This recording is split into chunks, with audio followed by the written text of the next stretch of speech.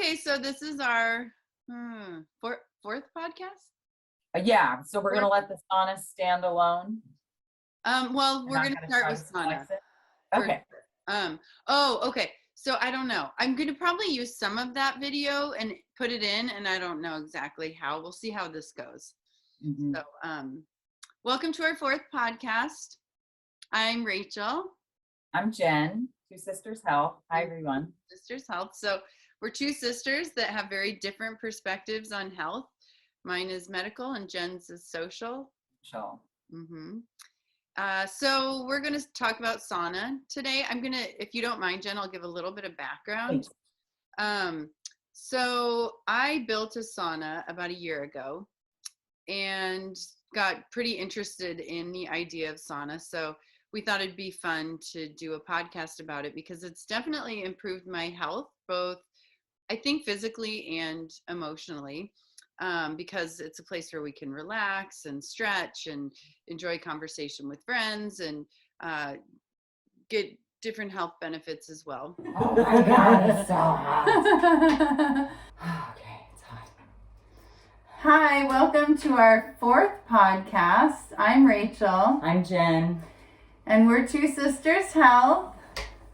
As we discussed, we are filming today's episode from inside a sauna. That's the topic of today's podcast.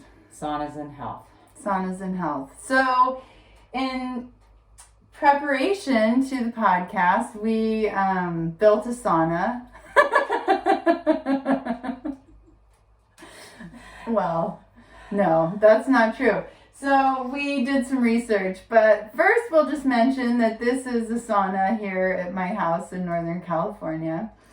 And it's one of the ways that my sister and I have connected in the last year. It was built a year ago. Yeah. Built it during the pandemic.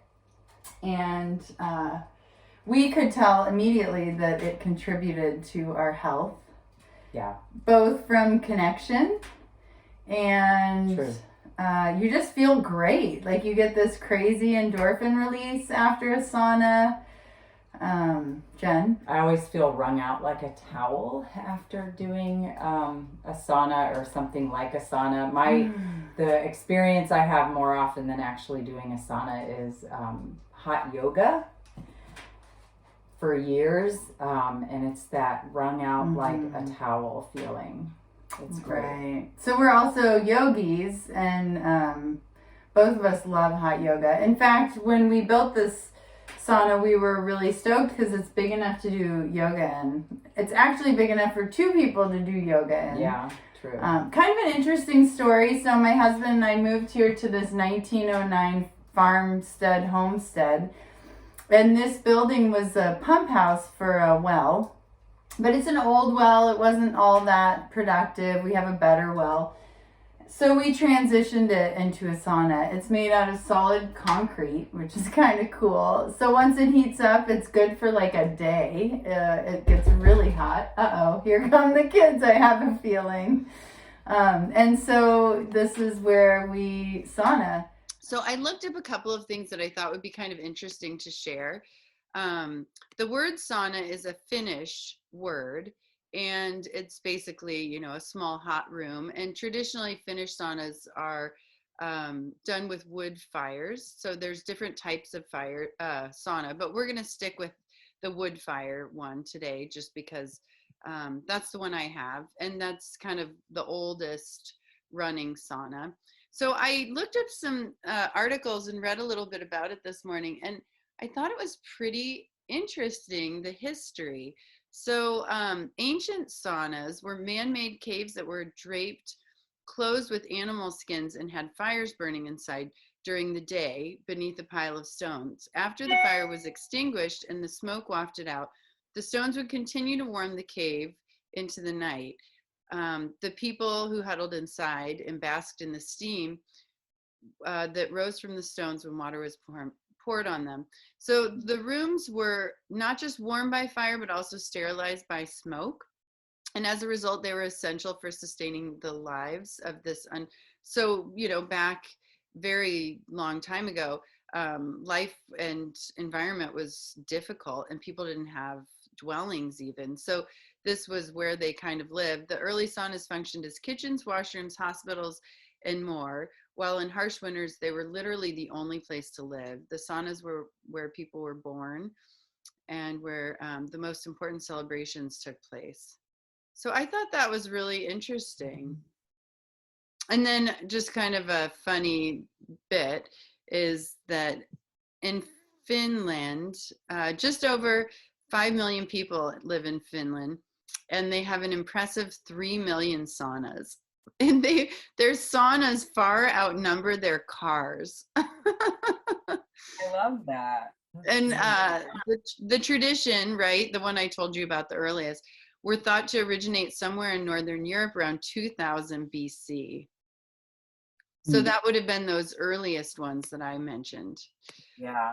And then there was also, they talk about how there are all these remains of saunas all over Europe. And usually when you see circles of rocks, that's where a sauna was. So this article argued that Stonehenge might have been a sauna. That's fascinating. Isn't that interesting? That's crazy. Yeah, I've never heard that before. Mm-hmm. That's really interesting. Okay, so that was a little bit on history, and then I just will mention that Jen was here last week, and we took a sauna, and we kind of do like a totally non-traditional what Burning Man meets sauna. Yes, exactly. Meets hot yoga. Do you want to tell them a little bit about our sauna? Yes. So we turned it into a dance club, karaoke, celebration. Rachel said they built a sauna on their property a year ago. One of the things I love to do most when my sister visits is we like to go out dancing. And where she lives, there's not many places to go dancing, right? There's probably somewhere to go dancing. But Yeah, it's not something that we've done at your house before. Not really. There's a couple maybe. I don't go. Last year, when they built the sauna, and we had, ourselves and some other friends there visiting, and we all took a sauna, and we turned the sauna, which holds, I don't know, have you guys maxed it out before? It can hold like 8 people easily, right? I think 10. I think we've had 10. Yeah. And we turned it into a dance club basically, and let people take turns picking music, and because all you need is a little portable speaker and your phone and Spotify or Pandora or whatever. They're not giving us any money, by the way. And you can play whatever music you want to play, and we dance. There's enough space on the in between the benches in front of the fire to dance, and you can stretch and do yoga and all that good stuff. So yeah, Burning Man meets hot yoga meets sauna. Yeah, it was pretty fun. And we tell stories, like it's not just music. We like, you kind of tell, last year we each picked 3 songs, and we would kind of rotate, and then we sort of told the stories about the songs we wanted to play. It turned into a big therapy session as well, kind of. It was very fun. It was really a fun bonding experience. And we did it this time again. It was less people. It was just not as many different families coming together, but your Forrest was there, and Zach was there, and you and I were there, and the kids Sarah. were there. Sarah, that's right. Sarah was there. Yeah, it was a lot of fun. Again, this will be certainly something we do every visit. Yeah, it's very fun. And, that's one way to enjoy sauna, probably a very non-traditional. It gets pretty hot, but we stay in there for hours. We were in there for hours. I took several breaks, no question. I'm not going to pretend I was in there for 3 hours straight without a break.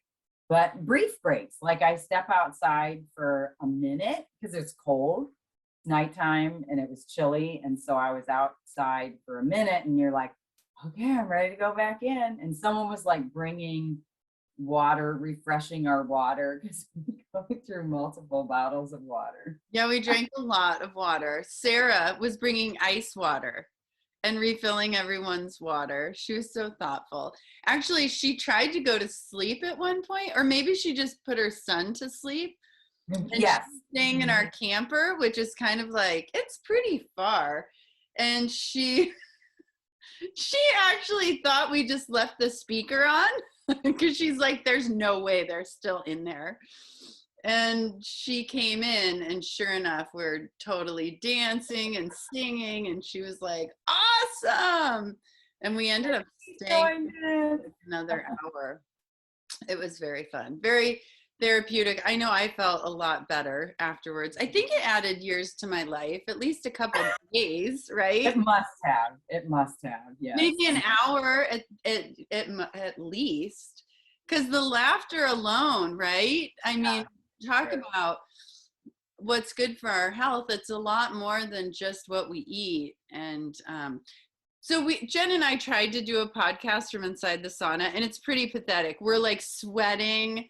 We can't think. This is like early, so we started saunaing at like 5 or something, and then we finally ended at like midnight, which is insane, right? I mean, we ate dinner, we did all these other things. Yeah, we weren't in the sauna that long. Yeah, so I'll put a little bit of that in because it's kind of funny at the very least.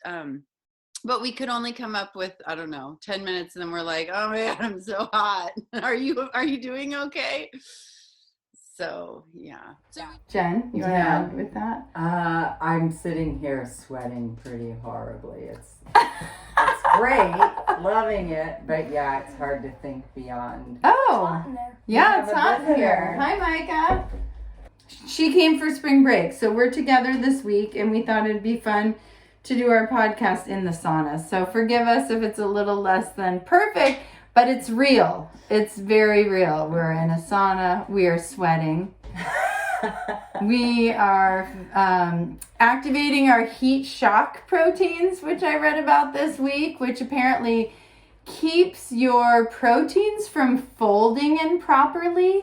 So as we age, all of our cells, as they replicate, start to create more errors. And when you activate these certain proteins, it helps protect you from that. So one thing the sauna does. So, you know, a lot of times when these things get passed down over and over culturally, there's a reason. Mm-hmm. Right. Like over time, people say, that weird guy down the block who sits in that hot house once a week, he's sharper than everybody else. Right. He can run further and faster. And like, we're all getting sick, and he seems to be doing pretty good. So yeah, my brain was not working. We did talk about the health benefits a little bit. There have been some studies done, mostly in Finland of all places. Some people there who thought, gosh, we need to study this. This is helping benefit people, but we don't have any proof and there's no data. So they did do some pretty good studies with thousands of participants. I've looked them up again. You know, there's not much money for funding these studies because you're not selling anything. I mean, maybe a sauna company should fund a study, but studies are expensive, and it's hard to prove that sauna is the thing that worked, right? Because you have to factor in all these other potential causes and influences. So even in the studies that I read, where they said, oh yes, there was this health benefit, but it was not proven that that's what gave the health benefit. So they studied these people and saw who went on to develop heart attacks or dementia. And people who saunaed, it was kind of intense. That was like 4 to 7 times a week. You certainly couldn't do the kind of sauning we do. You'd have like no life. But they reduced their risk of stroke and dementia more than 50%. But then, you know, at the end, they're like, well, we can't prove that that's why. So it's somewhat debatable. I also remember seeing in the studies I read with you, Rach, that cardiovascular benefit was something that really stood out in the studies that have been done so far. So it's not super well understood, but that is definitely something that stood out as a health benefit. Cardiovascular. And there was a lot of, you know, thinking, oh, why would that be? And I don't know that it's proven. I could just say from someone who saunas, it gets your heart racing, it gets your blood flowing. I mean, you can feel your blood moving into your extremities. It gets the circulation really strong throughout your body. And I'm sure that has something to do with it because it kind of mimics exercise. Right. Yeah. Without the benefits of the muscles getting stronger, but yeah, the circulatory effects anyway. Mm-hmm. Yeah, it's really interesting. And for me, just thinking about sauna starts me thinking bigger than that. It's like, is it the temperature? Is it the, you know, what is it exactly that provides health benefit that is about that practice? And then I was talking with some friends this weekend, and they were actually talking about you talked about it, I think, Rachel, this practice of take a hot shower and then you kind of shock your body with the cold, with the cool, with making the water cold for a certain amount of time afterwards. And there's this whole hydrotherapy, you know, treating yourself with temperature changes. And it's just fascinating to me that, you know, this is something that in the course of my life, I haven't explored very much, but it really can be beneficial to your health just to change the temperature that you're in for a certain period of time. You know, the intensity of heat, the intensity of cold, and what that's all about. And it's something that's probably been better understood at different times in history, you know? Yeah. So I'm not I did, you know, read about this, but I didn't take notes or anything, of course.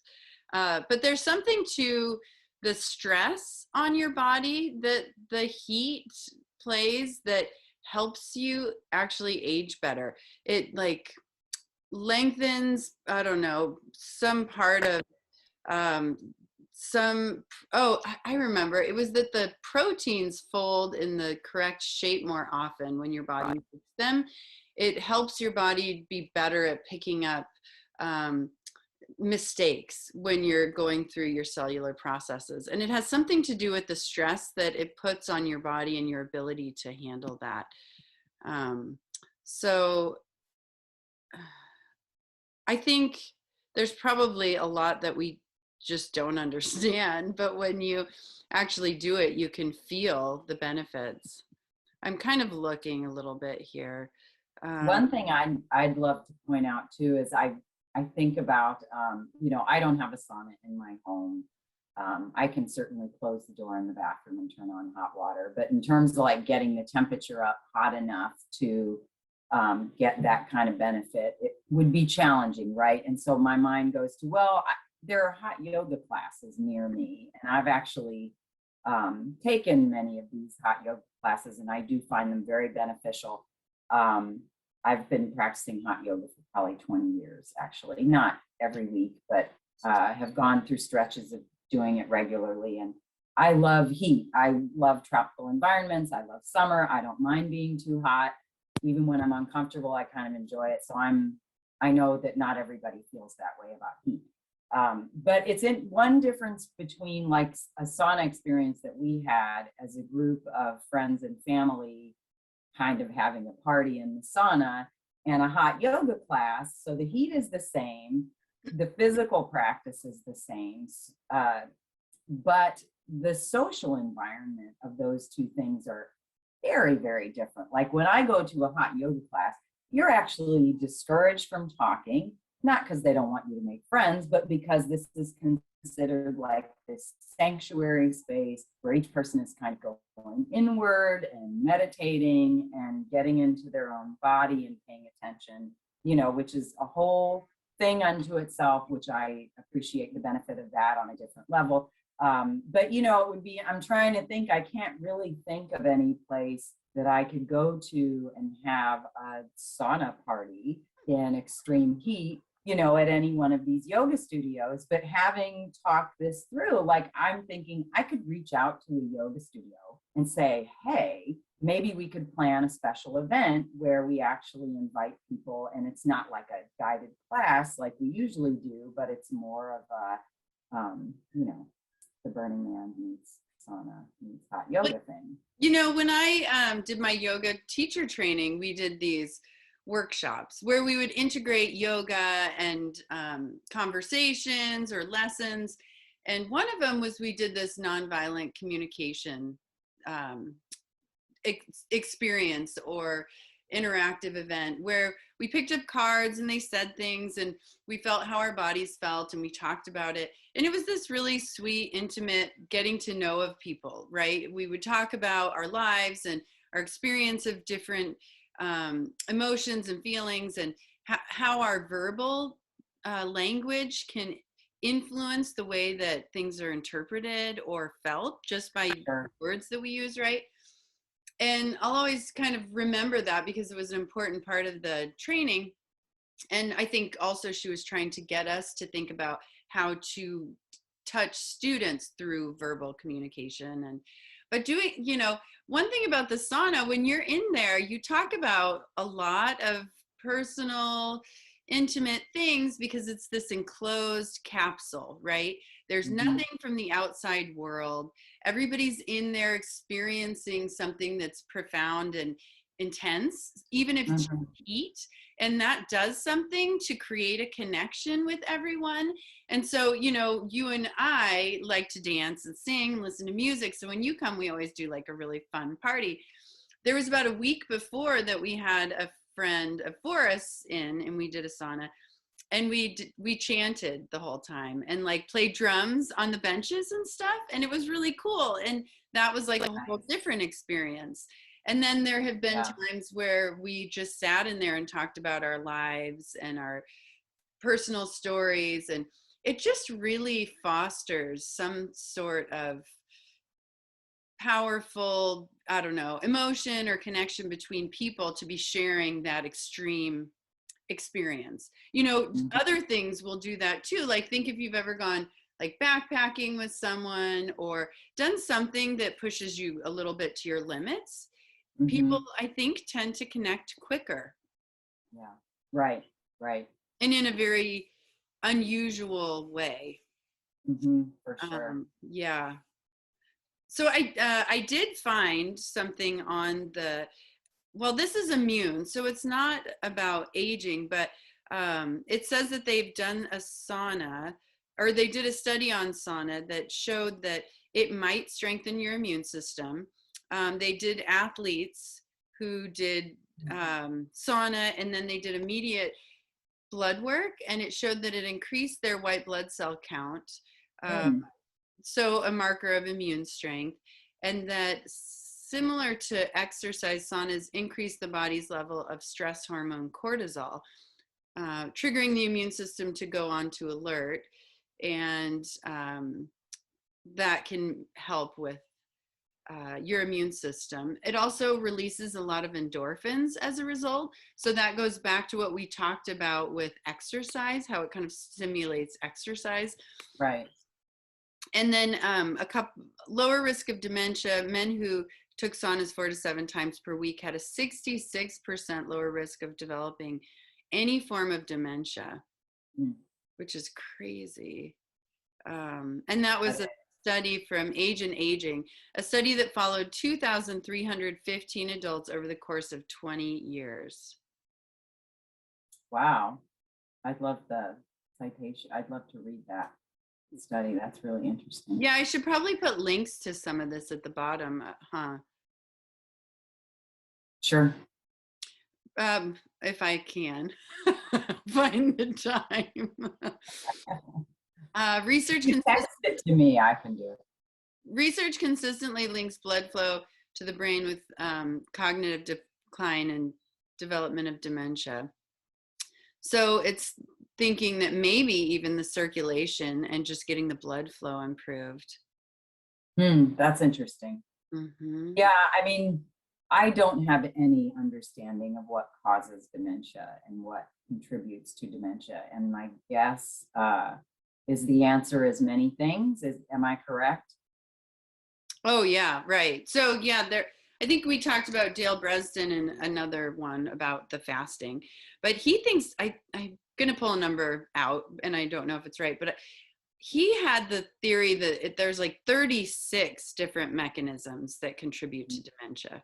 So he feels that no drug will ever fix it. Hopefully he's wrong. But that was his feeling, is it's so many and you only have to fix a certain number and they don't know what that number is. So let's say there's 36 problems. If you fix 20 of them, you won't get dementia.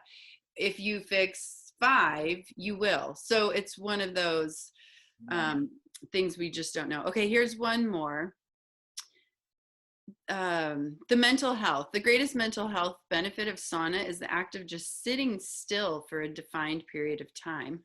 We don't do that. Fail at that. In this time, we connect with our bodies in an intense and intimate way, which kind of goes back to what we were talking about, how you connect with this deeper part of yourself. In addition, the heat of the sauna quiets the mind, bringing our awareness into the immediacy of the moment and away from chaos of the outside world.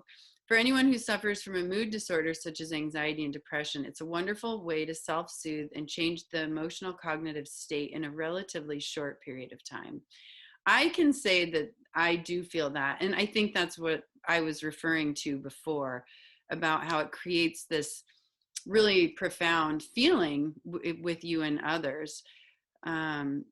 So to reap the greatest mental rewards while in the sauna, take deep breaths, be aware of your surroundings, and be aware of how you feel. Do a yoga pose or stretch or boogie down. That was my input. You're calming down hormonal levels in the body. Take a moment, unplug, and lower the edge off life, which we definitely do that. Like the unplugging is really pretty cool. It's kind of like a little sensory deprivation chamber in a way, right? You're real focused on the immediacy of the moment. So, Rach, who should be cautious before I would assume anyone should check with their healthcare provider before they do this. But what would you want to watch for? What would you, because I'm very used to getting really hot and I feel confident that I know how it feels and it's fine and I'm not worried and I'm, but I have certainly talked to people who have tried hot yoga and it's scary and they're like, I'm going to die in here. And, they leave. And I actually wouldn't know what to watch for. I've never passed out in a hot yoga class or anything. So I don't know what I would be careful of as someone not so sure it's a great idea and who should be careful. Everyone probably is the correct answer. Right. Okay. Because, people, first of all, you never know. If you're dehydrated and you go into a sauna, that could be dangerous, right? Because you just don't have enough blood volume. You could pass out. Anyone with high blood pressure, I would say the best idea is to check with your medical professional and ask them if they think that it's a safe place for you to be. Mm-hmm. It's definitely, if you're not used to it, you want to work up to it, right? You and I both do hot therapies, whether it's hot yoga or saunaing on a regular basis. The recommendation is actually only 15 to 20 minutes. And the studies that they did were on 15 to 20 minutes. So when we talk about being in there for hours, like, this is not medical advice. Like, we should put that at the beginning of every podcast. Like, I have medical training, but this is not medical advice. I probably, should first and foremost say that. And then when you do decide to do sauna, start slow. Maybe go in for 5 minutes, see how you feel. Make sure you're well hydrated before you go in. Have a, escape plan. Don't feel like you can't leave. So I do think too, a lot of people will vasodilate in a sauna. That's what we were talking about. That's part of the benefit. But some people are really sensitive to that and they might get really low blood pressure and pass out. Other people, if they have really high blood pressure, that could also work against them. It could intensify that and cause problems. I'm sure there's a million reasons people shouldn't sauna, but check with your medical professional. And if they say, okay, make sure you're hydrated and start slow. Yeah. Okay. That's helpful. We definitely are chugging water the whole time that we're in We're there. definitely chugging water the whole time we're in there. Do you know how long, do you remember checking when we started our podcast, if we're keeping it to 30 minutes? Well, we didn't start quite 30 minutes ago, I would say. Okay. I am going to add the old one a little bit. Right. So maybe Right. this would be, So we're good. do you Yeah. want to add anything to sauna this week? It just always leads my brain to any other temperature therapies. Like, I love the sauna thing. Really, it feels good to me, and Yeah. I know not everybody feels that way about it. A good friend was telling me she's doing kind of the cold shower thing after her hot shower. That sounds horrible to me. We went on a hike with our children and they all got full body into a creek, a freezing cold snow melt creek last week. And I could barely hold my foot in that, my naked foot in that water. So even though I feel confident and cocky about my tolerance to heat, I am completely the opposite on cold. And I'm curious about that. I'm willing to try it, you know. I'd have to work my way up to it. I'd probably read a lot about it first because I'm a chicken. It just does, it sounds terrible to me to, you know, let cold water wash over me unless I've just come out of the sauna. Right. Yeah, actually that's a good thing to mention. So we went on a hike to Castle Crags and the kids jumped in a creek there, Root Creek, and it was snow melt and freezing. And Jenny's daughter is 15 and my kids are 8 and 9.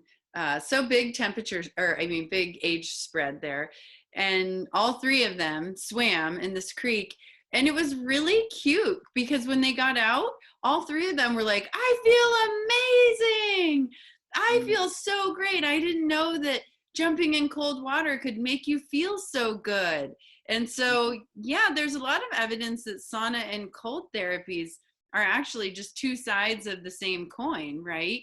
And actually, you might get the same benefits from cold that you do from heat. And there's a lot of people who argue you actually need both. So hot sauna, cold plunge after, hot sauna, cold plunge. In fact, most therapies, when you're using it as like a health therapy, they do recommend you jump in a creek. Some people will just get troughs of cold water. We have a cold shower, although it's disconnected for the winter. We trenched a line, but we haven't put it in yet. So you can rinse off in the cold. Although we just stepped outside and it's freezing. The other thing that's really cool about our house is we live out really far from town and there's no light pollution. So when you step outside after being in a dark sauna, your eyes are adapted to the low light and the sky. Well, your connection is a little bit shaky. Hopefully it's recording well. The sky. No light pollution where you are. Sorry. Is it better? Yes, now it is. When you walk out of the sauna, the whole sky is just illuminated with stars. It's incredible. And it's just expansive. Beautiful. Yeah, it's really cool. So, well, Jen, it's probably a good place to wrap up our podcast. Sure. Always a pleasure to see you. You too. You too. Thanks for making time for this. You wanted to talk about next week. Yeah, I'm going to take on, there's a dance style for everyone. Oh, I like that. Yeah. How do you want me to look into it? Boy, great question. Okay. I'll think about it. I'll text you. Okay, sounds good. And then we want to start interviewing people too, right? Yes. So maybe we should start reaching out to some people on different topics. Yeah, I have someone in mind, but we can talk about who we want to start with. And I can do the dance one anytime. Yeah, okay. I think we should plan on trying to do it this week. Okay. Okay. Very good. Okay, I'll see you Friday. So one sister, medical, one sister. Social. Two different perspectives. Love you. Two sisters health. Love you too. Two sisters health. Okay. Bye. Bye, Rach.